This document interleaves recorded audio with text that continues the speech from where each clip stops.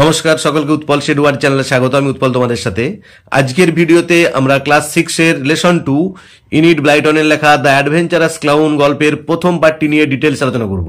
আজকে আমরা প্রথমে এই গল্পের প্রথম পার্টটির প্রতিটি লাইনের বাংলা অনুবাদ ও ব্যাখ্যা করব এবং এই ইউনিটের শেষে যে অ্যাক্টিভিটিগুলো আছে তার উত্তর নিয়ে ডিটেলস আলোচনা করব। তাই তোমরা ভিডিওটা স্কিপ না করে অবশ্যই প্রথম থেকে শেষ পর্যন্ত দেখবে। আর যারা আজ আমার চ্যানেলটা প্রথম দেখছো বা চ্যানেলটা এখনো সাবস্ক্রাইব করোনি তারা অবশ্যই চ্যানেলটা সাবস্ক্রাইব করে পাশে থাকা বেল বাটনটা প্রেস করবে, যাতে পরের ভিডিওগুলো আপলোড করার সাথে সাথে তোমাদের কাছে নোটিফিকেশন পৌঁছে যায়। আর আমি ক্লাস 6 এর lesson 1 it all began with drip drip গল্পটির প্রতিটি লাইনের বাংলা অনুবাদ, ব্যাখ্যা এবং সেখানে যে অ্যাক্টিভিটিগুলো আছে তার উত্তর নিয়ে ডিটেলস আলোচনা করেছি। সেই ভিডিওর লিঙ্ক আমি ডেসক্রিপশন বক্সে দিয়ে দিচ্ছি। তোমাদের মধ্যে যারা দেখোনি তোমরা তোমাদের সময় মতো দেখে নিও। শুরু করা যাক আজকের বিষয়, দ্য অ্যাডভেঞ্চারাস ক্লাউন ইনিড ব্লাইটনের লেখা। দেখো, মূল গল্পটা শুরু করার আগে আমরা লেখক পরিচিতি সম্পর্কে একটু জেনে নেব। Enid Mary Blyton 1897 to 1968। Enid Mary Blyton, যিনি জন্মগ্রহণ করেন 1897 সালে এবং পরলোক গমন করেন 1968 সালে, is one of the most popular British children's authors of all Times.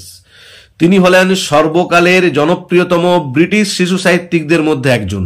ব্রিটেনের যেসব সাহিত্যিকরা শিশু সাহিত্য রচনা করেছেন তাদের মধ্যে তিনি একজন পুরোধা ব্যক্তিত্ব ছিলেন। Her works include series of novels.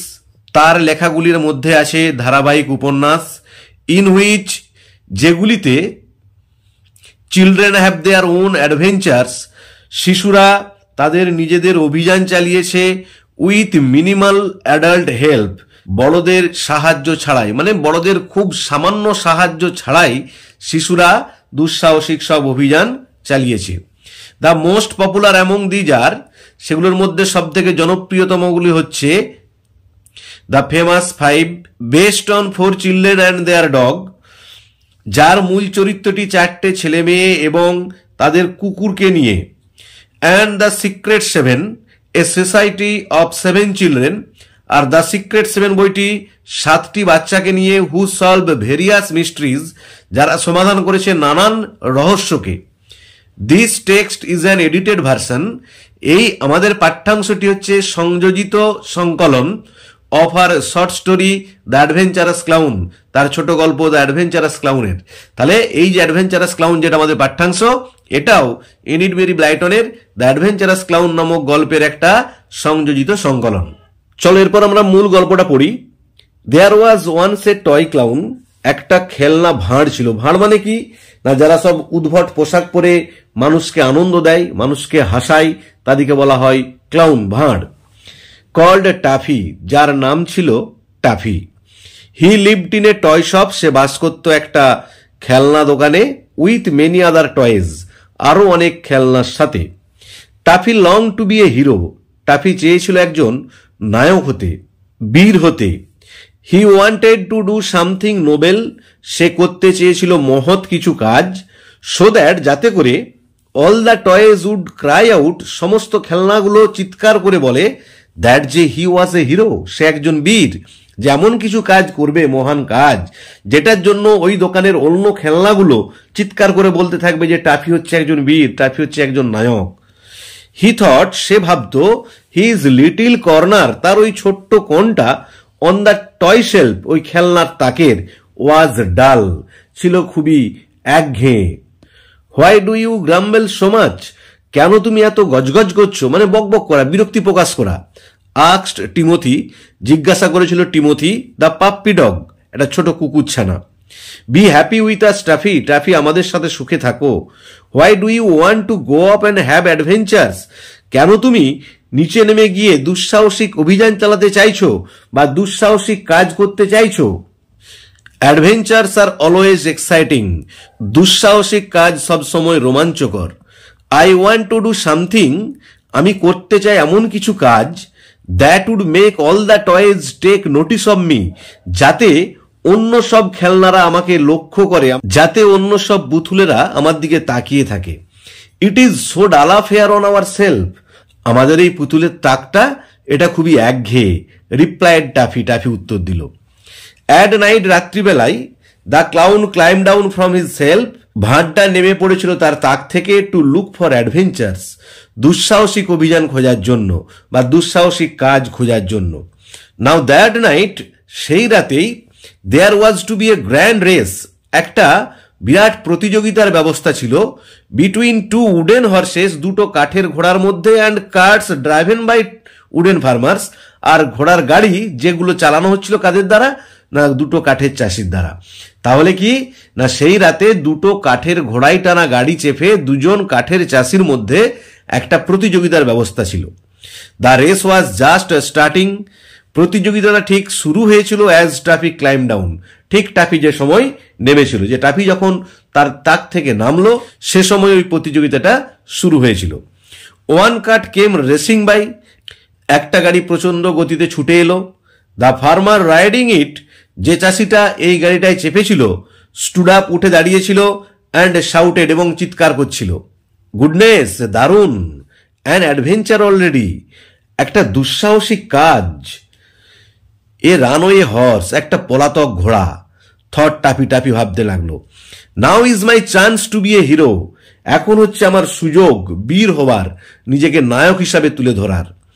The horse and the cart came round again, ঘোড়াটা এবং গাড়িটা আবার ঘুরে এলো, and Tuffy jumped at the reins, আর টাফি লাফিয়ে গিয়ে লাগামটাকে ধরল। He held on to them and drag the horse to one side, সে লাগামটাকে চেপে ধরে ঘোড়াটাকে এক পাশে টেনে নিয়ে এলো।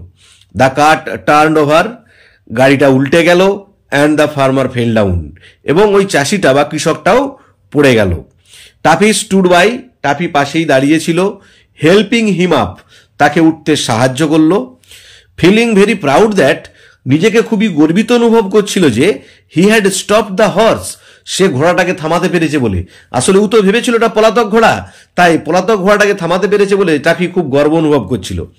But the farmer was terribly angry, কিন্তু কৃষকটা প্রচন্ড রেগে গিয়েছিল। তাহলে দেখো আমরা এখন প্রথম পার্টটার প্রতিটি লাইনের বাংলা অনুবাদও ব্যাখ্যা করলাম। এরপরে প্রথম পার্টের শেষে যে প্রশ্নগুলো আছে তার উত্তর নিয়ে ডিটেলস আলোচনা করব। দেখো অ্যাক্টিভিটি 1, অ্যাক্টিভিটি 1-এ কি বলা হয়েছে, rearrange the sentences in the correct order, বাক্যগুলোকে সাজাও ক্রম অনুযায়ী, and put the numbers in the given boxes, আর বক্সের মধ্যে নাম্বারগুলো দাও। 1 ইজ ডান ফর ইউ, একটা করে দেওয়া আছে। দেখো 2-এরটা 1 হবে। আমি তোমাদেরকে আগেই বলেছি কিভাবে রিঅ্যারেঞ্জ করতে হয়। আমি কি বলেছিলাম যে প্রশ্নে যে লাইনগুলো দেওয়া আছে সে লাইনগুলো তোমরা আগে খুঁজে বের করবে টেক্সট বইয়েতে, বা পরীক্ষায় যদি পড়ে তখন তোমরা সিন যেটা দিবে সিন প্যাসেজটাতে খুঁজে বের করে সেটাকে আগে পেন্সিল দিয়ে আন্ডারলাইন করবে, করে যে নাম্বারগুলো দেওয়া আছে অর্থাৎ এই 1 2 3 4 5 6 লাইনটা খুঁজে বের করে সেই নাম্বারগুলোই তোমরা উপরে লিখবে। দেখো আমি কিভাবে করেছি তোমাদের দেখিয়ে দিচ্ছি। দেখো এখানে আমি লাইনগুলো খুঁজে বের করেছি, শুধুমাত্র 2-এরটা যা বাম দিকের পাতায় আছে ওটা আমি আর দেখাচ্ছি না, 2-এরটা বাম দিকের পাতায় দ্বিতীয় লাইনটায় আছে। বাকি দেখো তাহলে সেই জন্য 2-এরটা 1 হবে। তারপরে দেখো কোনটা আছে, 5-এরটা আছে, তাই 5-এর পাশে কি হবে, 2 হবে। তারপরে কোনটা আছে দেখো 4-এরটা আছে, মানে 4-এর প্রশ্নটা কি হবে, 3 হবে। তারপরে কোনটা আছে দেখো 1-এর লাইনটা আছে, মানে 1-এরটা 4 হবে। তারপরে 6-এর লাইনটা আছে, 6-এরটা হবে 5, আর সব থেকে শেষে আছে 3-এর প্রশ্নটা, তাই 3-এরটা হবে 6। এবার উত্তরটা মিলিয়ে দেখে নাও। দেখো যেমনটাই বললাম, 1-এরটা 4 হয়েছে, 2-এরটা 1 করাই ছিল, 3-এরটা 6 হয়েছে, 4-এরটা 3 হয়েছে, 5-এরটা 2 হয়েছে, 6-এরটা 5 হয়েছে। তোমরাও যদি এভাবে দাগ দিয়ে করো, আর আমি তোমাদের বলবো তোমরা পেন্সিল দিয়ে দাগ দিবে, কারণ যাতে তোমাদের উত্তরটা বের করার পরে আবার তোমরা মুছে দিতে পারো, যে পেন্সিল দিয়ে দাগ দিয়ে করবে। এবং বাম দিকে যে দাগ নাম্বারগুলো দিয়ে আছে লাইনটা খুঁজে তার উপরে সেই দাগ নাম্বারটাই দিবে, দিয়ে যে দাগ নাম্বারটা সব থেকে প্রথমে থাকবে তার পাশের ঘরে 1 হলো, যে দাগ নাম্বারটা তারপরে থাকবে তার পাশের ঘরে 2 হলো, তারপরে যত দাগ নাম্বারের লাইনটা থাকবে তার পাশে 3 হলো। এইভাবে করলে কিন্তু তোমরা নির্ভুলভাবে রিঅ্যারেঞ্জটা করতে পারবে।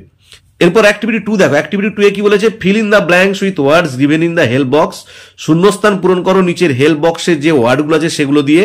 দেয়ার ইজ ওয়ান এক্সট্রা ওয়ার্ড, একটা এক্সট্রা ওয়ার্ড আছে। দেখো আমি উত্তরগুলো তোমাদের সুবিধার জন্য লিখে দিয়েছি। দেখো toffee the toy clown lived in a toy shop, toffee যে একটা ভাঁড় ছিল, খেলনা ভাঁড়, সে বাস করতো একটা খেলনার দোকানে। He wish to do something noble, সে মহান কিছু করতে চেয়েছিল। হিজ ফ্রেন্ড, তার বন্ধু Timothy felt that the clown always grumbled, সে অনুভব করেছিল যে এই ক্লাউনটা ভাঁড়টা সবসময় গজগজ করছে, বিরক্তি প্রকাশ করছে।